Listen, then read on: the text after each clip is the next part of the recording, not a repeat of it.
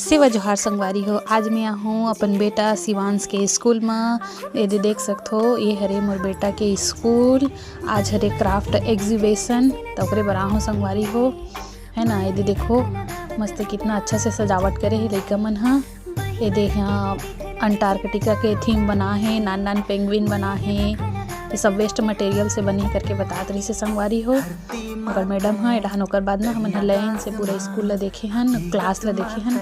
ये देखो संगवारी हो, नान लइका मन के मेहनत कितना अच्छा तरीका से सजा है, बहुत बेहतरीन। छोटे छोटे बच्चा मन के प्रयास ला अपन यहाँ देख सकते हो। ये हरे मोर बेटा की स्कूल नर्सरी क्लास, नर्सरी में है था यही वाला हरे ओकर क्लासरूम। और इकर मन के देखो लइका मन के, है ना, नर्सरी वाला बच्चा मन के। ओकर बाद लइका मन के डांस होतरी से संगवारी है, ओला बैठ के थोड़ा देर देखे हन, है ना। छोटे लइका मन के, फिर पाँचवीं लइका मन के होवत रही से पाँचवीं वाला लइका मन के, है ना।